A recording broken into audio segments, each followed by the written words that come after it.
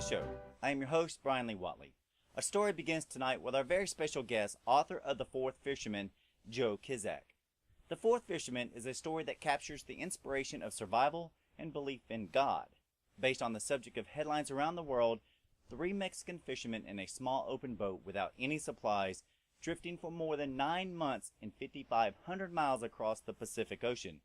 Through blistering sun and threatening storms, they battle starvation, dehydration, hopelessness, and death. Their lifelines, an unwavering faith, and a tattered Bible. Well, thousands of miles away, Joe Kissack, a successful Hollywood executive, personified the American dream. He has enjoyed the trappings of the good life, a mini mansion, sports cars, and more, and he has it made. Yet the intense pressure of his driven and high-powered career sends him into a downward spiral, driving him deep into suicidal depression, insidious addictions, and alienation from his family. His lifelines, a friend and a Bible on the table between them. Thoughtfully told with the candor and humor, Kissack weaves together the incredible true voyage, a fisherman adrift in the sea, and his own life's journey as a man lost in the world. It is a story that will float your spirit and renew your hope and faith. Now a sought-after speaker, Joe's speaking engagements include charitable events, churches, businessmen, conferences, where he shares his amazing story with everyone. And our musical guest tonight is, of course, Heather Leigh, with her emotional and heartfelt spiritual song, I Will Trust You. So please sit back, relax, and enjoy the show. Welcome, Joe. How are you doing today? Hey, I'm doing great, Brian. Thank you so much for having me. I'm glad to have you onto the show. Your book's absolutely phenomenal. It's a true inspiration story all in itself for the people who are in it and yourself. But before we get into the book, can you tell us a little bit about yourself?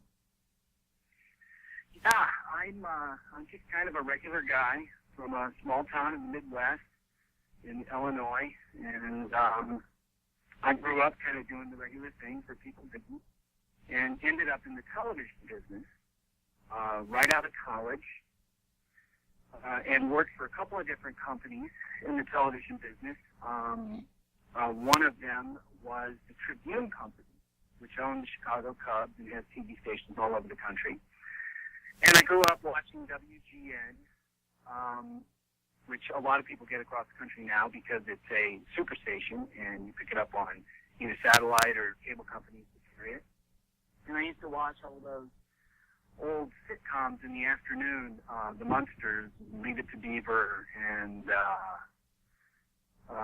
Hogan's Heroes, and The Addams Family, and so forth. And just kind of grew up loving television, and then got a chance to be in the business. I studied radio and television in school at the University of Iowa, and came out and started as an executive selling advertising time. And eventually, I ended up with a movie studio. My third job out of college was with Columbia TriStar movie studios, and I syndicated so many of those shows that I grew up on and loved watching, all the way back to Norman Lear's library, including All in the Family and all the spin-offs of that, the Jeffersons and Maude and Different Strokes and Facts of Life, Silver Spoons and 227 and Who's the Boss. I got to sell all those shows in syndication. And then eventually I got better shows. I got to sell Married with Children and Designing Women and Ricky Lake and Donnie and Marie Osmond and Walker, Texas Ranger and Just Shoot Me and Mad About You and News Radio. And then I got the big one, the big show that people still talk about today. It was a show about nothing at the time, which the listeners are probably guessing what it is now because it's on 2 times a day still in most markets. It's Seinfeld. I got to sell Seinfeld in syndication as well. Wow. You just mentioned all my childhood shows that I grew up watching. Yeah. That's pretty cool. Well, that was the lineup on a lot of TV stations when we were younger. The reality shows didn't exist, and there were very few talk shows, so a big chunk of what was available for us to watch were sitcoms, and that's primarily what my show was, what my company did was develop and produce and distribute sitcoms. So back in the old days when,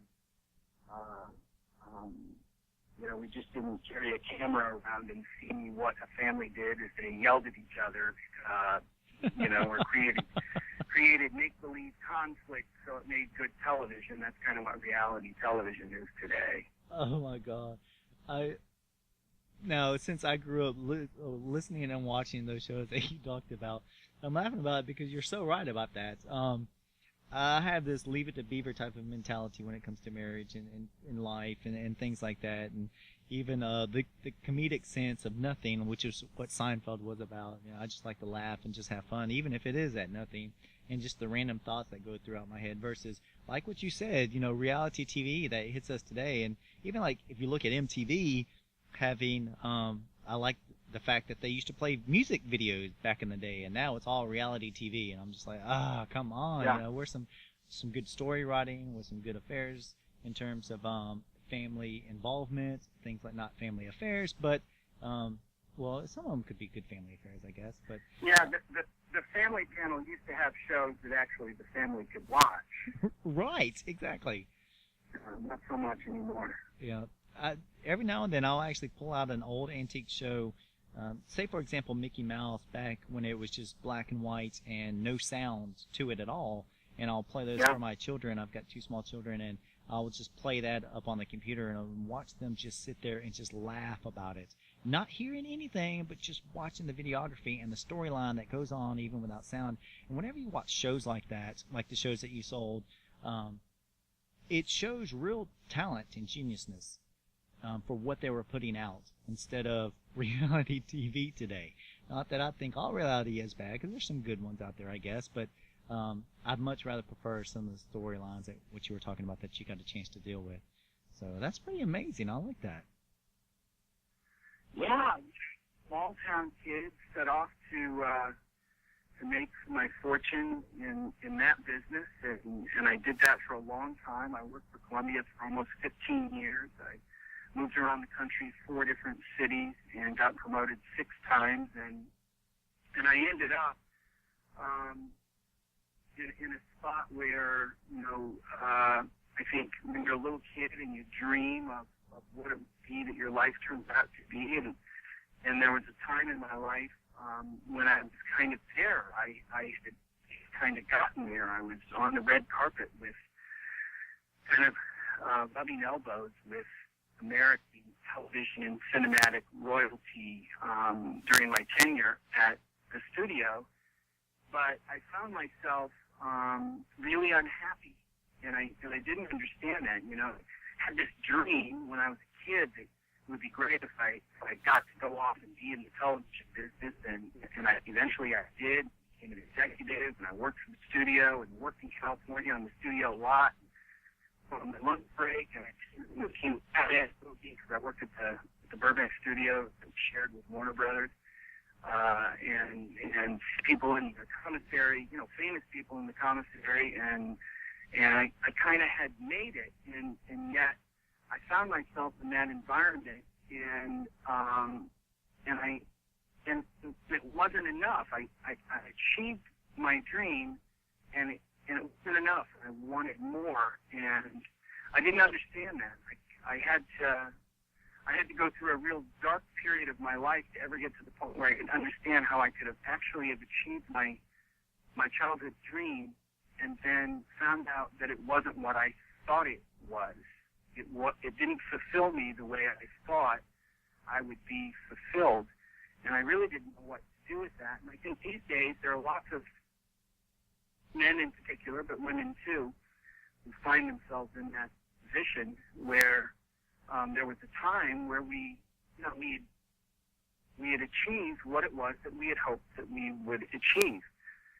And now, once you get there and you look around and you say, okay, now what? Is there something more? There has to be something more. And what I didn't understand, and this may sound strange, but I didn't know what I didn't know about what I didn't know. Okay. I don't know if that makes any sense to you, but there's no way for us to know what we don't know. Right. And I didn't know what I didn't know, and one thing I didn't know was why I I had been driven towards this path in the entertainment, the television and film business? What was it that set me off on that kind of a journey? I didn't know that. And after I had gone through this really, really dark period, and I kind of had a transformational moment several years ago where I started to see things clearly and started to understand my own personal story better, I looked back on my childhood and what I thought was a normal childhood, because it was the only one I had, maybe wasn't quite normal. I didn't realize how dysfunctional my household was when I was a little kid. I was the last born of four children, and my house was run with kind of the iron fist of my dad, who was kind of an alcoholic, credit ruler in our house. It was a do as I say, not do as I do kind of household. Discipline kind of pulled out with a fraternity paddle for times when we had messed up. And he really was trying to do the best that he knew how to do. And his way was, regardless of what we were doing, you just needed to do it better. You had to practice more and you had to do it better. Whether it was sports or whether it was our academics or anything that we did, it was never really good enough. We had to do it better and better and better. And part of that comes from the fact that he was, for the majority of his career, a small-town coach. He was a small-town football, baseball, basketball, and track coach. And he just wanted us to be really, really good at everything that we did. Nothing wrong with that. So I can kind of relate to that, because one of the things I do for the community here is I am actually a football coach for one of the local community parks around here. But I coach 4-year-olds, so that's interesting. Good for you. No, that's great. The thing about that is that when you constantly are kind of bombarded with this information that everything revolves around your performance, your quality of life revolves around your performance, your happiness revolves around your performance, your pay grade revolves around your performance, the level of friends that you have revolves around your performance. You become accustomed to the idea that who you are is how you perform, which is actually not the truth. Again, nothing wrong with performance, but we're loved because we just are. You know, we're loved by a God who just loves us. He doesn't love us because we perform or don't perform.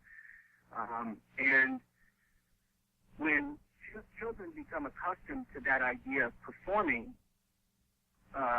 it can set them on a course that's kind of headed for a big crash someday, because eventually you'll get to the point where your performance isn't going to be what it used to be.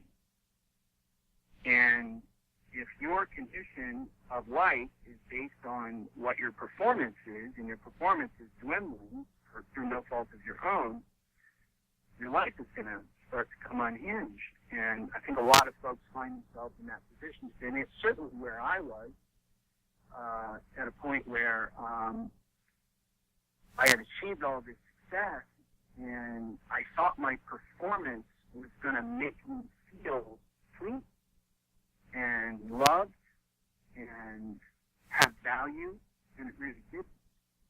And I didn't know what to do with that. So I fell in the line of probably generations of people in my family that when it came to coping with conflict or coping with life, they turned to medicating themselves. And that's kind of what I did, is I medicated myself with alcohol and to make myself feel better. And eventually I became addicted. And around that time where I got to stand on the red carpet, the wheels were starting to kind of come off, and it was a slow spiral down from there to the point where I kind of didn't know which way was up. Drinking didn't help anymore. The more I performed, it didn't really matter. The deals I made, the things I acquired, they just didn't have real meaning any longer. And I got to the point where I kind of looked at life and said, wow, if this is it, I'm not sure I want to live anymore. And so I started to contemplate suicide, and I ended up in the care of some doctors who diagnosed me with a depressive disorder, clinical depression. And I got off the alcohol and quit drinking and started to do what I thought you were supposed to do according to the television commercials and what the doctors say is you take these medications and you try to balance your life. And there I was, kind of going through the motions, trying to do all the things I was supposed to do, and I kept getting sadder and deeper into a darkness that I just didn't understand. And it spiraled to the point where I really couldn't function anymore. I was pushed out of my job. I took another job running a little internet company, and I thought that, you know, all my problems were related to where I was physically. So if I could just move where I was physically to another location, then everything would be okay, right? The only problem with wherever you go, there you are. And that was the case, and my problems didn't go away. They got worse, and I became more depressed. And it got to the point where I just didn't want to live anymore. And I had a friend of mine who had kind of been sitting back and watching all this happen, and he pulled me aside and he just said, you got to get some help here. And my wife, Carmen, who is really the hero of this story, as most women who hang out with knuckleheads like me really are the heroes of these kinds of stories, holding families together and holding the household together while men are off chasing things that they don't even understand that they're chasing. Exactly. And, you know, she had been praying for me and asking me to get help for years and years and years. I just couldn't hear it from her. I don't know what it is about hearing from the people who love us the most when they just try to offer back to us a true reflection of what they're seeing, and we reject it as if they're attacking us in some way. I'm not sure exactly what that is, but some defense mechanism that men use so that they don't have to actually look at themselves through a reality lens of what's really going on in their lives, which is usually truthfully reflected back by their spouses and the people close to them, because they can see it much more clearly than we can see it because we're in the middle of it. But I couldn't hear it, but I heard it from this friend who said, you need to get some help, and I made a decision I was going to check into a psychiatric hospital once and for all to see if I could get this thing taken care of and cleared up. And I had this buddy of mine that saw this and pulled me aside and said, look, I've been watching these slides for a long time, man. You're trying to save yourself. You tried this program, and you tried this program over here, and now you're trying this, and now you're going to go to this psychiatric hospital. And he said, look, I love you, man. I love your family. I'm sure that there are people here at this hospital that know how to help diagnose the issues that you have, but you keep looking for something to save you.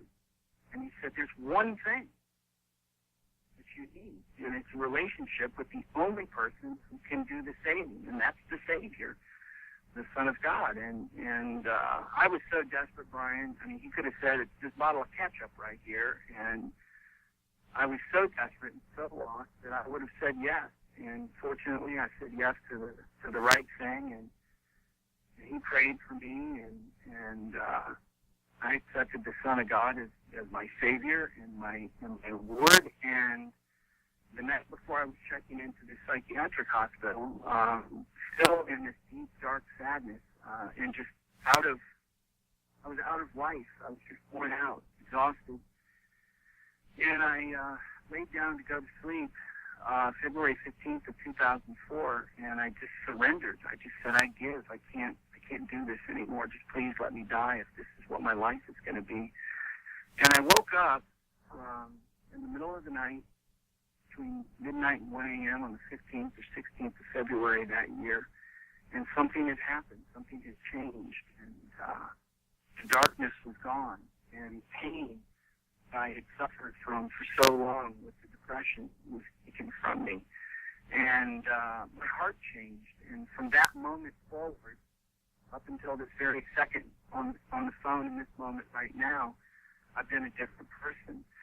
And I'm not the kind of person that I thought would ever. I didn't even know how, anyone that this had ever happened to. It's not where I was headed, if you will, in the world I was in. I was not a church person. I was not a religious person. I didn't know anything about this, and yet I knew something way, way bigger than me had grabbed a hold of my heart and had healed me.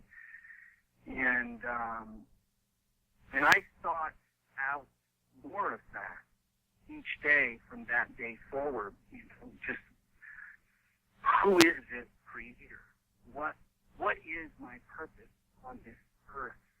And where do I need to be so that I'm doing exactly what the Creator wants me to be doing with my life? And kind of, once again, regular guy minding his own business. A few years later, with that prayer and thought in mind on a daily basis, someone walked into my life and told me the story about these three Mexican fishermen that had drifted across the Pacific Ocean almost 6,000 miles for almost a year in a tiny, tiny 8-meter boat, and from North America, and finally rescued near Australia, and that these three men had said that they survived on raw fish and rainwater and their faith in God, and they had a Bible and read it, and something about that story just grabbed a hold of me. And, you know, this regular guy in the Midwest, for some reason, was on an airplane to Mexico to see if I could find these men to tell their story of faith and their story of survival. And, you know, it ends up being the book, Fourth Fisherman, how the Mexican fishermen came back from the dead, changed my life, and saved my marriage. Who knew? Right. So would you consider this more of a spiritual intervention that happened? I mean, considering you were trying your best to fight towards getting gratification again, or trying to find a way to get onto the correct path, and you couldn't necessarily, and your friend talked to you, and kind of introduced you into another life. Would you consider that a spiritual intervention for this? Oh, yeah. I think it was, and I think it was, for me, kind of the only way it could happen for a guy like me. I was not going to be the kind of guy that was going to just one day have someone come up and sit down and say, let me explain this to you. I had to kind of have what I would term as a good old-fashioned country beatdown. I had to be completely broken and completely lost with no place else for me to turn but to absolutely just surrender the existence of my very being. And cowardly I did, but nonetheless I did surrender. And I think at that point, I think that God said, okay, I think we can work with this guy now. He's been humbled. His pride is gone. He has no reputation to protect anymore. He's not the big shot that he's led everybody on to think that he is, and I think he might be workable to do some work that's really, really important. So, yeah, definitely a spiritual intervention, no question. Nice, because I think a lot of times people see success exactly as how you put it, that they're looking for that holy grail, and it's a material bowl that they're searching for. They're looking for something, some gold cup to drink out of that only they can own, and they have to fight and fight and fight in order to get it. And a lot of times I think, just like you said, once you reach that, or even if you get a chance to, then you're just not happy. And you wind up finding out that everything you were looking for was quite different. And I know a couple of people who have gotten to that place, and they did the same thing as you, and they felt the same way. It was just like, I'm not happy, and I don't know what to do. And they literally just, like you said, they threw their hands up to God and said, I don't know what to do, and I need you to lead me during the next path of my life. And God steps in, and then, just like you, they were very profound people in their work, and God stepped in and said, okay, this is what we need to do. And that's what I think is so great about this book that you did, The Fourth Fisherman, and the story of it. You took the three the Mexican fishermen off, and that was a very profound story that happened with them and the rescue and everything. And then you went to go find this story and show that, and that's a good key point here. So the fishermen, keep going. I'm so excited about this. Yeah, you did such a great job. I'm so excited about this. So the fishermen, they were on a boat, drinking rainwater, eating raw fish. They believe in their faith in God. Now, how do they come about it? I mean, because people wrote them off to die and everything else. Yeah. Well, the first thing I usually have to explain to people, and that's why sometimes having visuals really makes a difference in being able to see what this looks like, because it's not fishing like you would think of fishing here in the United States or Right. really any civilized place in the world. It's very low tech. It's just simply a boat with a motor and a net for most of these guys, and that net will float up behind the boat, and whatever it scoops up into the boat, they smash in the head with a club. If they keep it, if not, they throw it back. And so what happened was there was a canoe on the boat that pulled into a marina that is basically just a bunch of tiny little old-fashioned 20-foot pangas tied to trees. I've been out on boats like this before with these gentlemen, and none of us would volunteer to go do that. There are no life jackets, there's no radio, there's no fishing poles, Right. there's none of that. It's very, very low tech. And so this But it's man what comes they into have. It's all they have. Yeah. And he pulls into this area and he says, I need 3 men. And he picks these 3 guys who don't really know each other, and they pile into the boat the next morning. And on the first day that they're out, they're almost 100 miles off the coast of Mexico. The first day that they're out, they end up having this massive storm come in, and it's got these huge waves that it's created, like 30-foot waves. And that little tiny boat is going up and down, and that net, which is just kind of tied to the back of that boat, is, not a big, heavy fishing line, very thin, kind of moderate equipment. It snaps, and that net is just pulled away, and they're just holding on for dear life. And the guy who owns the boat, Senor Juan, wants to get his equipment, so he circles and circles, and eventually he runs the gas and get caught in the drift. And they start to drift across the Pacific Ocean. There's 5 men at this point, and they're out in the drift for not quite 2 weeks without any food.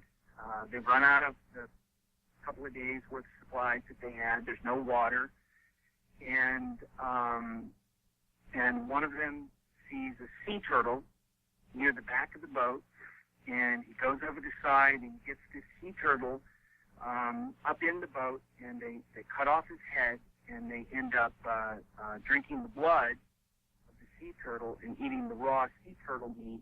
Wow. In order to nourish themselves. And I would find out later that they had killed and eaten and drank the blood of 108 sea turtles during the course of their nearly a year at sea. Wow. And the unfortunate thing is that there were 2 men, the captain and kind of his first mate, that by comparison to the other men, because they owned a boat and a net and they had money for gasoline, they were rich, they really couldn't do what you have to do in those kinds of circumstances at sea. They couldn't eat the meat, the raw meat. They couldn't drink the turtle blood. They get sick when they did that, and they just kind of laid down and said, well, we'll just wait for a rescue ship. Oh, no. And the rescue ship never came, and they ended up dying on this journey. So there were only 3 men that survived. Jesus and Salvador and Lucia were the 3 survivors of this trip. Now, so it was the captain and his first mate, the guys who actually owned the boat, were the 2 guys that died, but the 3 strangers that they picked up were the 3 that survived. Yeah. What did the 3 guys do with the 2 bodies? Do they stay in the boat, or do they bring them back? Or Well, that's kind of an odd question, but I was just kind of curious. No, it's a good question. It's the same kind of questions that the fishermen got when they were rescued. It was such a confusing situation because they were rescued by a Taiwanese fishing boat with a Chinese crew, and there was no communication that was going to make sense between the two cultural groups. Right, and understandable. so the ship that rescued them didn't immediately come to shore because they didn't know that these guys had drifted across the Pacific Ocean. They thought they were from that area. They thought they were from those islands and just spoke a different language. And so they stayed out and fished with those men on board in the sick bay for another 2 weeks until the men got healthier and healthier. And eventually they found out that they were from Mexico. Then they came back into shore, and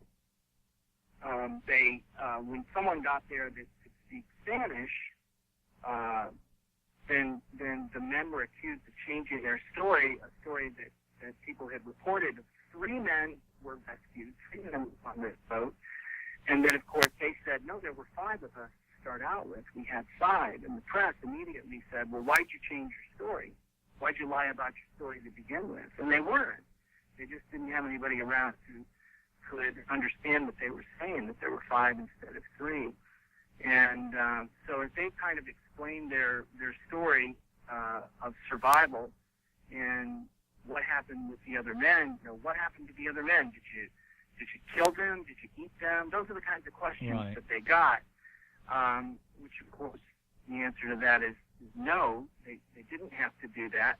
But once the men had died, they attempted to keep the bodies as long as they could, hoping that the ship would come by and that they would have a decent burial. But in those conditions, the body decomposition rate is accelerated, and it was just going to be a day or 2 before the bodies were already bloated and rotting in that heat, in that moisture. Right. And so they kept them as long as they could keep them, just a few days, and then they buried them at sea. Okay. That's understandable. Yeah, under the sun and under the conditions, it would have been practically impossible for them to actually take the bodies all the way in. And so, Now, what do these guys do for their daily routines? Like, I mean, because, between eating sea turtles and drifting out, it's obviously they didn't have cable TV or any kind of radio to listen to or anything else, besides kind of stare at the stars at night and, watch the waves during the daytime. What were some of the things these guys did to stay motivated in their life? It's so funny that you asked that question because it's a normal question to ask. And the press, for whatever reason, hadn't really thought through, their situation. Like, they would say, well, what did you guys talk about? And first of all, you have to understand who these guys are. They're not formally educated. They drop out of school in probably about the 2nd grade, and they go do what their fathers and their uncles and their grandfathers and their great-grandfathers and every other man in their family, since they can remember back, goes to do. They go to be fishermen like this. And so the press would say, what did you talk about? And Jesus, one of the survivors, really a very, very funny guy, he would say, well, what do you think we talked about? Architecture? No, we talked about fishing. We're fishermen. That's what we talked about. And I know it sounds like it's strange, but these are not the kind of guys that are all kind of touchy-feely. They're gonna open up and tell you their whole life story about everything, even though they're floating across the Pacific Ocean. I mean, if you can imagine going down to a construction site, and there's a guy there named Lefty, and, somebody says, well, how come they call you Lefty? And he said, because that's my name. That's all you need to know. You don't start asking that guy a bunch of other questions about what his most tender moment was from his childhood. You know what I mean? Yeah, exactly. So, and that's kind of the way it was for these guys. What they did was they slept mostly during the day. There was a little enclosure in the front end of this little tiny boat they were on, right at the bow, and they could kind of sardine themselves in there to stay out of the sun. So they would sleep most of the day to stay out of the sun, and then,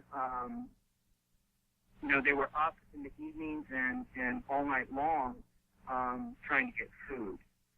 And they had little jobs that they would do. if they could catch turtles, they filled the back of the boat with seawater so that they could keep live turtles in a certain area, and when it was time to go ahead and eat one, they do what they always did, which is kind of pop their heads off, and then they had these little plastic containers that they had cut out of different materials they had on the boat to make little cups, and they would drink the blood, and then they would wash off the turtle meat and put it out on the top of that bow enclosure and let it kind of dry out like jerky. Right. And okay. so they kind of had a regular routine. But I've been out there with them, and I would say to the guys, of course, through a translator, I'm like, because there were times when I was out with them, it was just beautiful.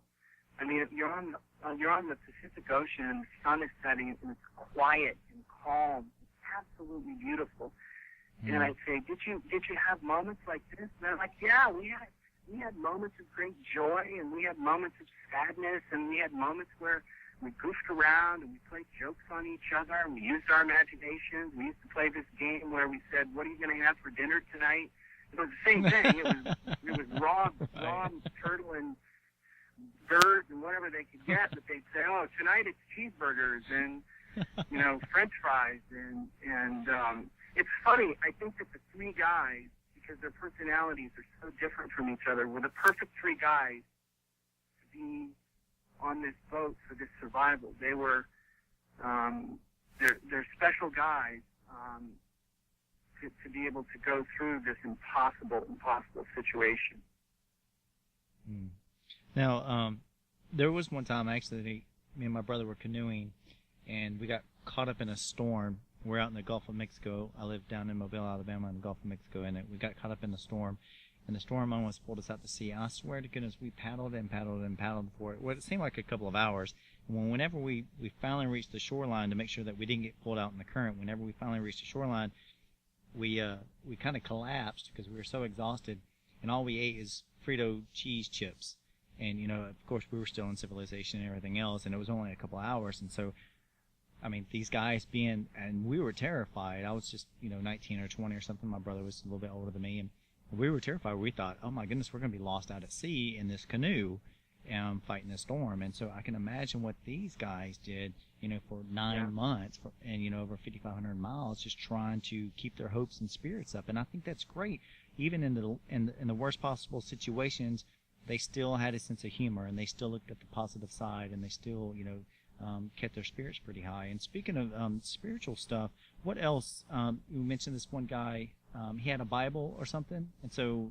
Yeah. I mean, this is kind of the amazing thing about these guys in this story, and I guess the reason that it grabbed me so sharply and just told me, it shows me in a way that nothing has ever grabbed me like this in my life. But Salvador carried with him a Bible that he'd been given by a friend from a very young age, and he carried it with him every time he went out to fish.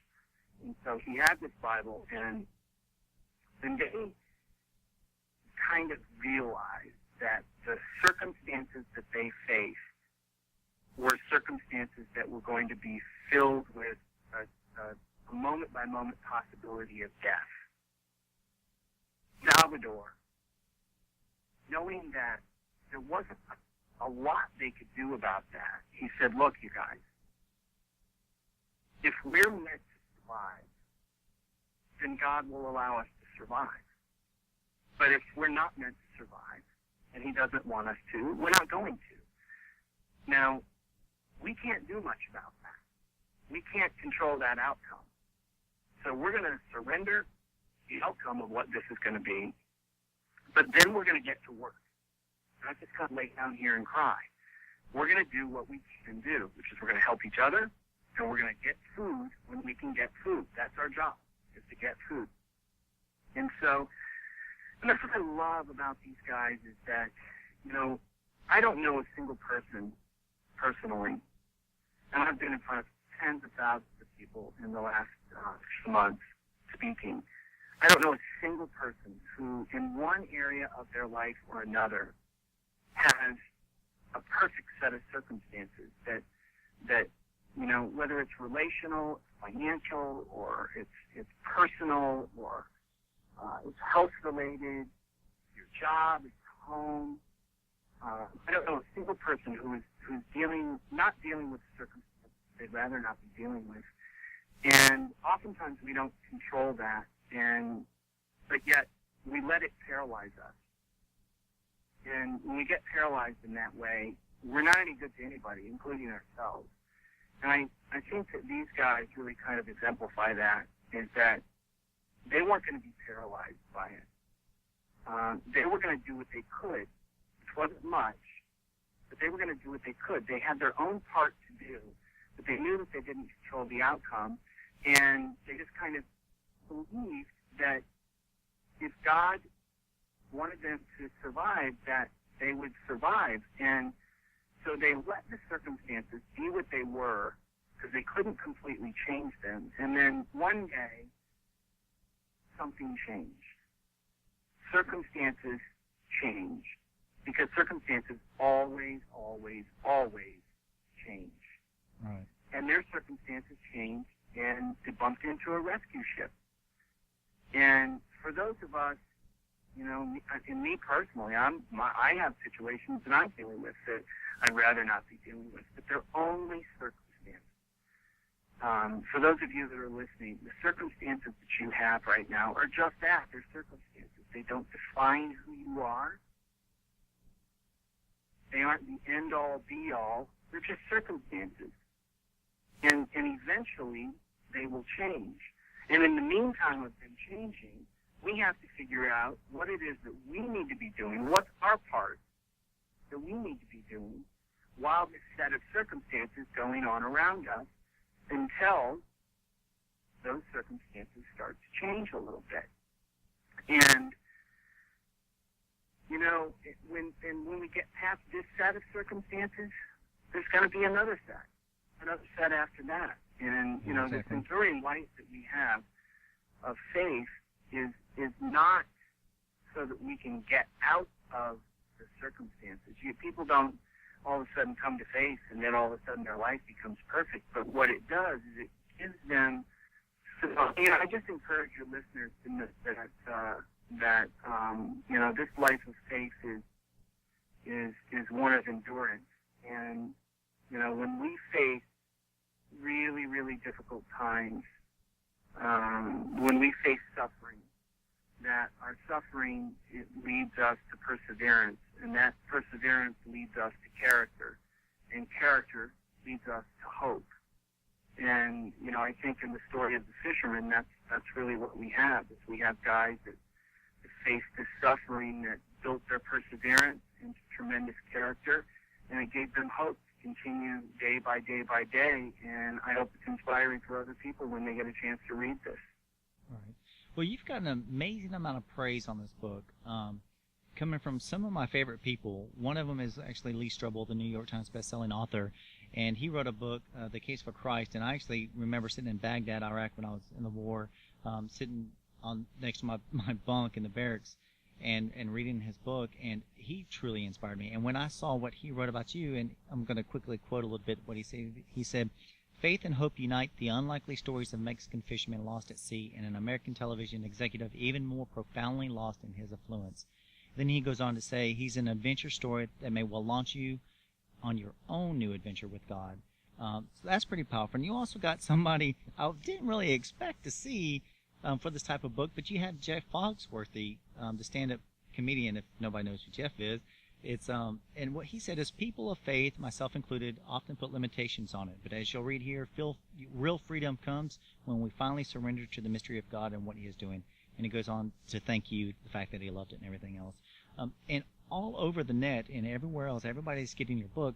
It's really an uplifting story. And how you put it out, even how it affects your own personal life, that's a huge change. And so I think not only do people look at the fishermen themselves as, yes, I don't want to just lay down in this boat and die, but the fact that there's a spiritual intervention that comes about and says, don't ever lay down in your life and die. Don't ever be settled for something else that's so material and grows from it. And I think that's great for you putting out the story.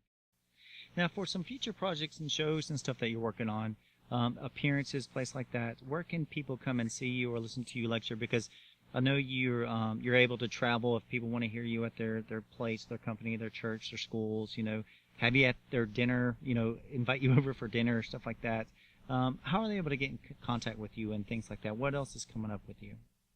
You can go to my website, which is thefourthfisherman.com, all spelled out, TheFourthFisherman.com. And on there's a contact sheet, and you can go ahead and contact me personally, and I try to get back to every single person that writes in.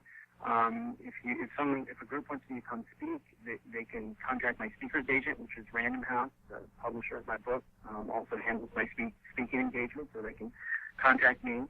And I love doing that. It's one of my favorite things to do, to go out and kind of share this story, the images of this story, and connect with different groups. I've done it with 2,000 people in every kind of environment you can think of, from corporate environments to schools and churches. I've even done a car dealership. So, nice. Which was really strange, I have to tell you. But I'll go anywhere to tell the story. I try to say yes to wherever I'm invited, because I just never know where God's going to take me when I say yes to things. He usually takes me someplace that I wouldn't have normally have taken myself, so it's just a lot of fun to live life that way. That's beautiful. Now, yeah. I also have you on Facebook as under Joe Kissack on Facebook, and then I think your fan page is The Fourth Fisherman, and I've got you on YouTube with The Fourth Fisherman, and on Twitter I've got you as J Kissack.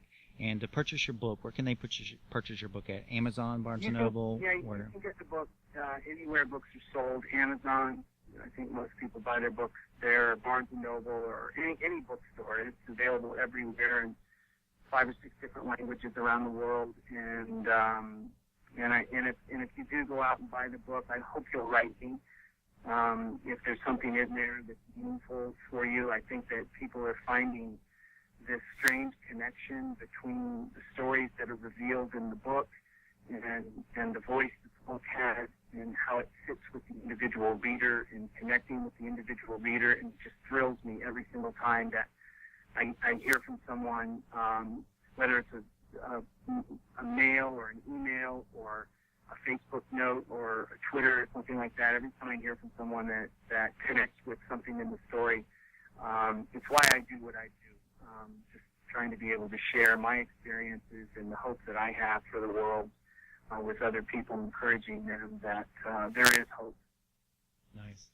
Do you have any final thoughts you would like for everyone to know? Because what you just said was actually very poetic and heartfelt. So do you have any other final thoughts you would like for our listeners, or anything to either come from your book or from yourself, from your work, or from the 3 other fishermen that survived? Yeah, I'll tell you, every opportunity that I have to do something like this, it just humbles me. And in virtually every single instance, when I'm fortunate to have a radio station that kind of amplifies the message and puts this message out there, that there's always someone, there's an individual that's catching this message and listening to this that really needed to hear something today.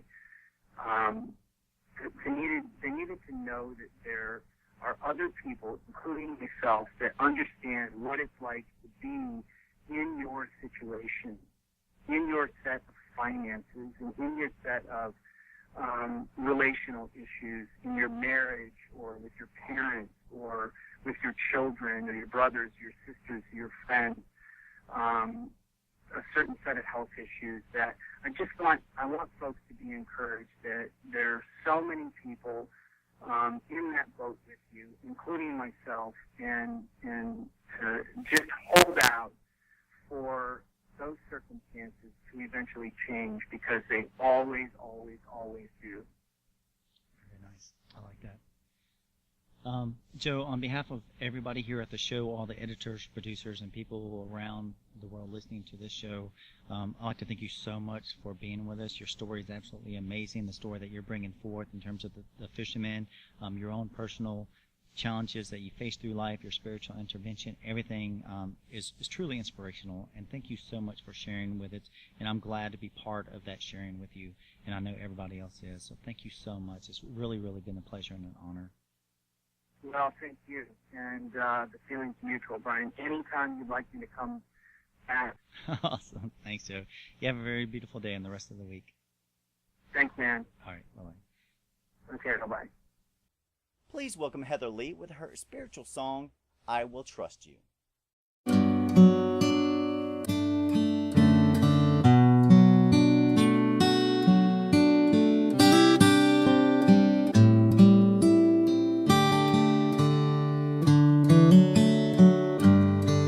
Waking up from what I thought was just a dream, and finding out that I am here alone,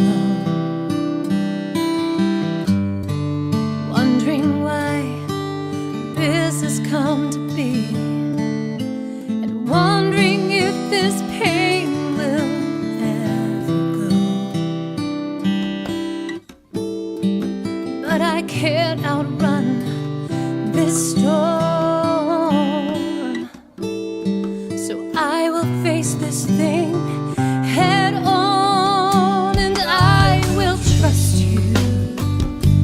I will trust you,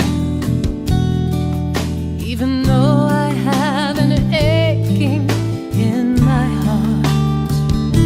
I will trust you. I will trust you, even though right now I don't know where to start. But I will trust you, Lord. I will trust you, Lord. Giving up on what I thought was just a dream, and letting go of fear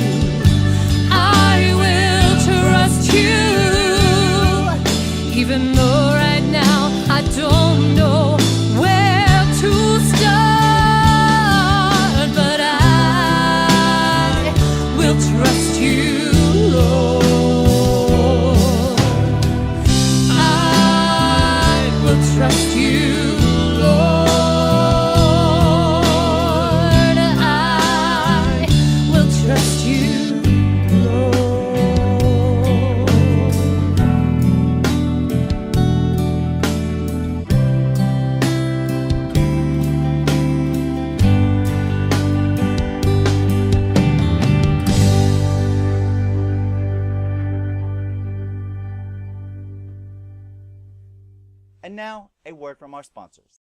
At Taylor Gifts, we do customized monogramming and embroidery. We can monogram anything from a simple one name on a bib for a baby to a customized logo on a company shirt. We can make gifts for your wedding entourage and gifts for your friends. Label your children's items for school and put names on jerseys for sports. If you have items of your own you want them monogrammed and embroidered, we can do that. Tailor Gifts are sewn with high-quality thread on a professional embroidery machine. So go to the website www.tailorgifts.net, call 251-391-4354, email sales@tailorgifts.net, visit us at ETSY, and Facebook us. We are ready for your orders. Welcome to WROM, Realms of Music Radio and Social Network. We support independent artists and talk shows, hosting a large discussion forum and an artist gallery. We also have a large social network combining the best of Facebook and MySpace into one. So make sure you submit your music to us and create a profile to promote yourself today. That's realmsofmusic.com, the best of music radio. The Ghost Tales Television Network, GTN. GTN is designed to give the paranormal TV and filmmaking community the opportunity to showcase their talents and creations. If you believe you have what it takes to create your very own TV show and or short film and you would like the opportunity to showcase your creations, you may contact us at ghosttalestv@gmail.com or call 901-377-7166 for more details.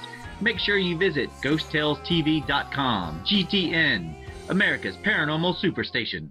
Jackalope 105 FM on jackaloperadio.com. Your alternative to the grind of internet and FM radio. When we say diversity in programming, we mean it.